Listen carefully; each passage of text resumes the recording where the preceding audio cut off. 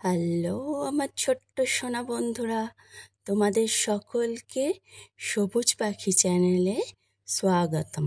আশা করি তোমরা সকলে খুব ভালো আছো। আমি আজকে তোমাদের জন্য যে ব্যঞ্জনবর্ণগুলো আগের দিন লিখিয়েছিলাম, তারপরে যে ব্যঞ্জনবর্ণগুলো বাকি রয়েছে দন্তের স থেকে অন্তস্থ পর্যন্ত কালার করে করে লিখে দেখাবো।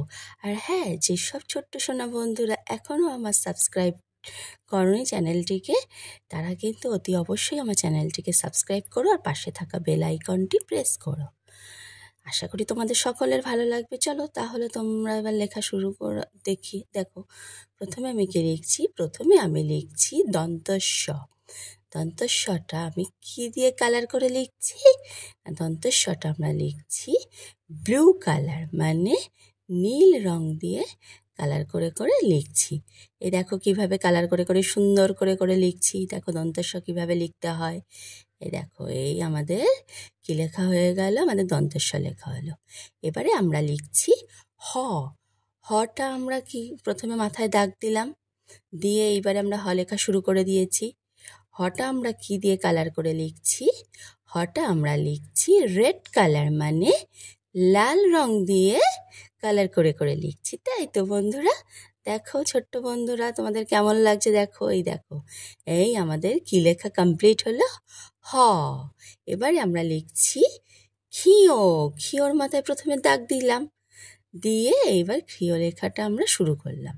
ক্ষিয়টা আমরা কি কালার দিয়ে লিখছি? ক্ষিয়টা আমরা লিখছি সবুজ রং, বা কি বলে সবুজ রংকে ইংলিশে বলে গ্রিন কালার।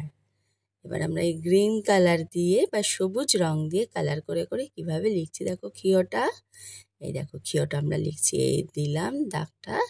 এবার এই পাশে এইভাবে ঘুরিয়ে এনে এইভাবে ঘুরিয়ে গোল করে দিলাম, হয়ে গেল আমাদের ক্ষিয় লেখা। হয়ে গেল তো। এই দেখো একটু সুন্দর করে নিই ক্ষিয় লেখাটা। এবার আমরা লিখছি কি, ক্ষিয়র পরে কি হয়, ডয় শূন্য র। ডয় শূন্য রটা আমরা কি দিয়ে কালার করছি? ডয় শূন্য রটা আমরা কমলা রং, মানে অরেঞ্জ কালার দিয়ে কালার করছি, কালার করে করে লিখছি। এই দেখো, এই আমাদের ডয় শূন্য র লেখা। এবারে নিচের গোলটা দিয়ে দেবো। এইভাবে গোলটা দেওয়া হয়ে গেল। এবারে আমরা কি লিখছি? এবারে আমরা লিখছি ঢয় শূন্য র।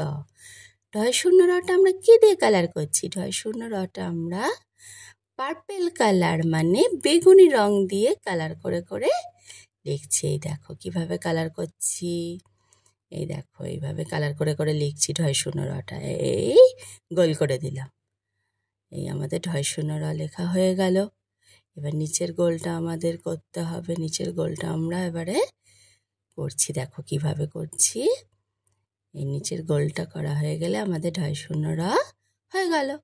এবারে আমরা লিখছি অন্তস্থ।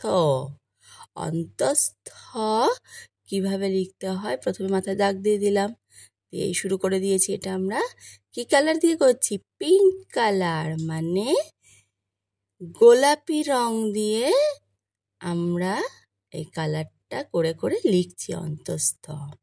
এই দেখো কিভাবে লিখছি। এই আমাদের অন্তস্থ লেখা হয়ে গেল। এবার নিচের গোলটা আমরা দিয়ে দেবো।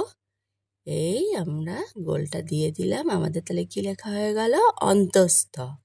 তাই তো এবার আমরা পড়বো। তাহলে চলো, দন্তস্ব, তারপরে লিখেছি হ, তারপরে লিখেছি ক্ষিয়, তারপরে লিখেছি ঢয় শূন্য র, তারপরে লিখেছি ঢয় শূন্য র, তারপরে লিখেছি অন্তস্থ।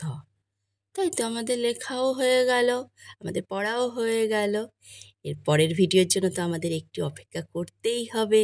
তাহলে এর পরের দিন এর পরের ব্যঞ্জন বর্ণগুলো নিয়ে আসবো, লেখা কিভাবে লিখতে হয়, ঠিক আছে?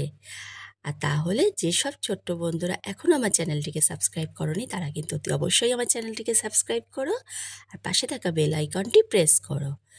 তাহলে আজকের মতো তোমাদের সাথে টাটা।